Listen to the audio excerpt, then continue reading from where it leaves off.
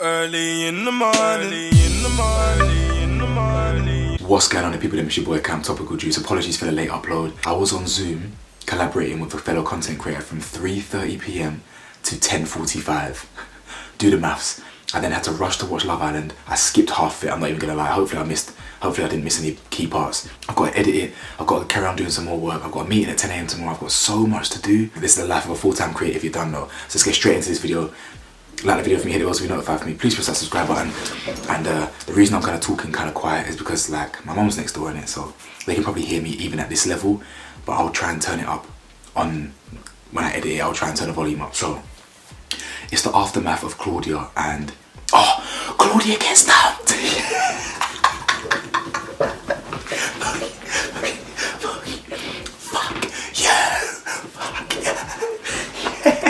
What kind of Christmas come early is this? In fact, it's my birthday on the 14th, by the way. Real ones know that. It's my birthday, 14th of March. This is what we call an early birthday present, guys. Claudia and Olivia getting dumped on the same day. I knew they couldn't just dump anyone. That would have been crazy. How can you vote for people to be compatible and then they dump anyone? Impossible. So Claudia gets dumped off. Cheerio, cheerio. Fam, I never have to look at that scream mask looking motherfucker again.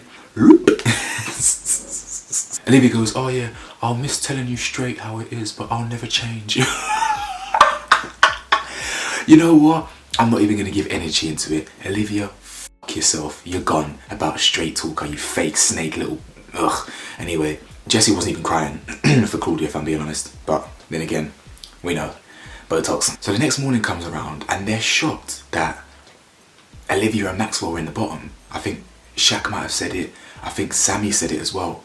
And they were like, oh yeah, that one threw me off. How can no one see what Olivia is like? I'm sorry, how can no one see? How can that throw you off? It's madness.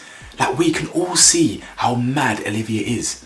But then again, one thing we need to appreciate is we see Olivia all the time in terms of we see her talking about this person behind their back. We see them talking about that person behind their back. But to the villa, she's constructed this narrative and she's painted a picture of someone who's a straight talker when she categorically, from day dot, has not been a straight talker. It's madness. Anyway, Kai and Sanam talk. I skipped through it, sorry.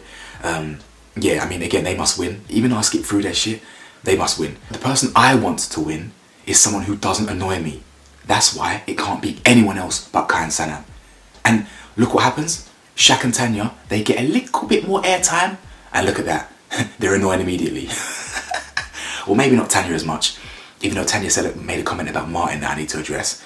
Weirdo, but at least Tanya, not so much. Shaq, annoying. It's so funny. The best versions of Shaq and Tanya is when they're not on the screen. Casey and Rosie speak, and Rosie basically explains how she feels less conscious that Claudia's gone, and Casey's excited to crack on basically. They kiss and they get on.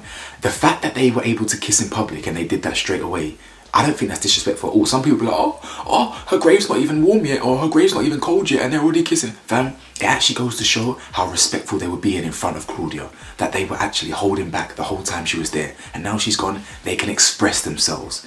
Good for you. Even though Casey's got to get dumped at some point anyway for being such a slithering little snake. But anyway, they all are, to be honest. Shaq and Ron are talking, and he's talking about, I hope Tanya doesn't read into it. He's happy that he's found someone, he knows what he's got. And then Shaq said something very weird. In fact, they both did. Both Shaq and Tanya said very strange things when they were talking to other people. Shaq goes, I'm sure we were in the bottom three because a lot of people are going to have questions about Tanya and how genuine she is. That's interesting. So you think you were possibly voted in the bottom, not because of you, because of Tanya. Now don't get me wrong, you're right, Tanya's awful. It's interesting that he said that. It makes you wonder, where did you get that from? The genuine comment about Tanya. I don't know, I thought that was a weird comment. Then Jessie and Will were talking and she feels calmer now Olivia's gone, obviously. Jessie was like, oh, when you stuck up for me, that's when I knew, that's when I knew I was sure. The only reason you're sure is because you weren't in the bottom. That's why. Jessie is a very insecure person that gets validated by other people's opinions. The fact that the public didn't put them in the bottom means that she feels sure of herself now. If she was in the bottom, she'd be like, oh, maybe it's because I took Will back too quickly, and oh, maybe it's because we're not compatible, and maybe the public have seen stuff that we didn't. Get out of here, man. Shania talk, and they both basically say that they're not bothered and they're grateful to be here. they're both having doubts. I'm sorry. It's so funny how Kai is the only one who's ever been in the bottom and not really cared and seen it for what it is. Everyone you can tell has deep insecurities about why they would possibly be in the bottom. It's a game, man, is what it is. Sports day comes around and Jesse and Will are captains, and I'll be honest, I skipped through 90% of sports day. I apologise. If something happened that I missed, just let me know in the comments, man. I've got so much work to do. And I need to crack on. I'm gonna be up. When they were picking their teams, it was like back in school where someone has to get picked last and stuff, and it's like a bit of favouritism there. And of course, the only note I made is Jessie, of course she picks Tom first. She's always loved Tom from the start. If Will weren't available, she would have gone for Tom. They had to do some bounce thing, egg and spoon race, water race. The boys were lipsing each other, sucking each other's mouths. Of course, Will was loving that. Yoo-hoo! There was a tiebreaker, and I believe the red team won, which was Shaq's team and all of that. Now, I didn't see how they were provoking Tom in the game because I skipped it. But afterwards, Tom was clearly agitated. He was clearly mad. And he had to tell the boys, listen, relax now. I get it. Like, you won, like, fuck off, basically. I'm getting kind of annoyed. Now, I'm torn because on the one hand, it really is just a game and it ain't that deep. But on the other hand, if someone's genuinely annoyed, don't continuously rub salt in the wounds if someone's actually getting pissed off and they've told you and it's clear as day. Now, don't get me wrong, I get it's fun and games to wind people up. And if I was Tom, I would never have let it get that serious. Like, alright guys, I get it. The best thing to do when people wind you up is don't take the bait. I used to buy it all the time. All the time I used to buy it. It used to get me so wound up. But nowadays, I would never ever buy it. Don't take the bait. It's not that deep. But I see both sides. I think they were taking it a bit too far with the winding up, the way they were doing it. Will is the first one to kind of aggravate him. He goes, we got a live one here, guys, and all that stuff. I find that quite funny. And again, Tom's taking it on the chin. But Tom's just moaning to Sammy like, oh yeah, I'm getting wound up.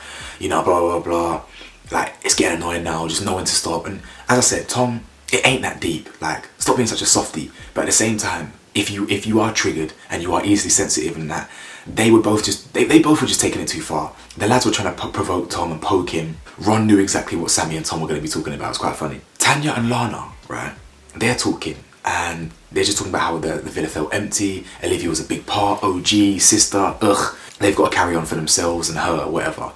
And then she goes, yeah, so, this is Tanya, she goes, so being in the bottom doesn't bother me. And you just knew there was a butt coming. And then she goes, it just got me thinking that people might think I was better suited to Martin. What? What? Sorry, who was thinking that? And guys, this is the power of being in the bottom. It brings out their insecurities. It brings out their inner thoughts.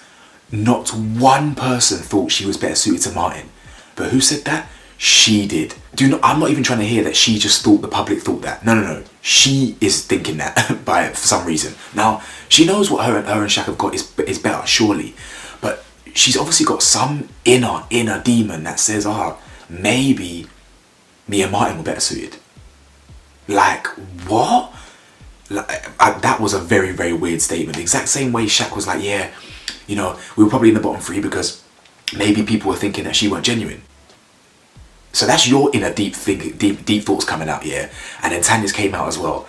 Very interesting, guys. Very, very interesting. It's just so funny. Every single time they get airtime, they prove why they deserve no airtime. They prove why they cannot win Love Island. Do you know what I'm saying? It's not, again, nothing to do with race. It's about human. People that politicize it too much and make it about race and this, that and the other and be all Malcolm X about these things, hold your people accountable. The group then go to Tom and they push his buttons again. And Shaq just doesn't know when to shut his big, large, lorry-sized mouth, guys. He has to take it so far by being condescending.